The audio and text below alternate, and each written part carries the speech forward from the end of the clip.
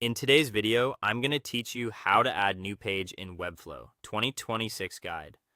If you're building out a site and need another page, maybe a new landing page, an about section, or a duplicates of a layout you already like, this quick workflow will get you there smoothly while keeping everything organized. First, make sure you're inside your Webflow project in the designer.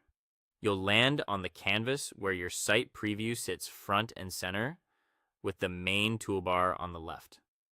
This is your control panel for structure, style, and project settings. Take a second to confirm you're in the correct project so the new page goes to the right site.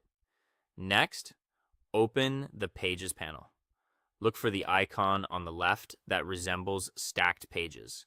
Clicking it reveals your site's page list, grouped by static pages, utility pages, and if you're using them, collection pages. This panel is your hub for adding, finding, and managing pages. If you have a lot of pages, the search and grouping here can save you time later. Now, it's time to add. Click New Page to start from a clean slate, or choose from the available page templates if you prefer a ready-made structure.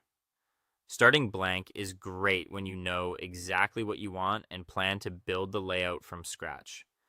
Templates are handy if you want a consistent layout across the site or a jump start on common pages like contact or services.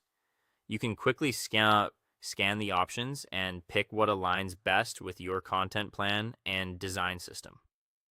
From here, you have two efficient paths.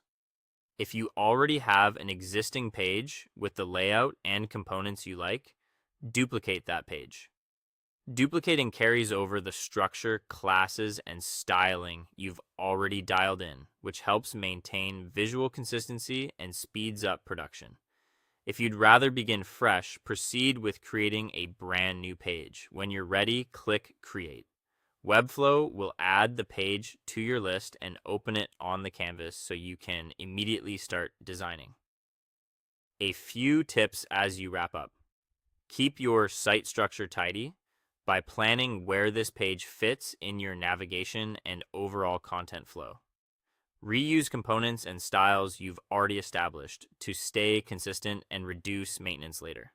As you design, watch how the new page responds at different breakpoints so it looks great on every device. And when you're satisfied, preview your changes to confirm everything feels right before moving forward. That's it. You've successfully added a new page in Webflow. Nice work and happy building.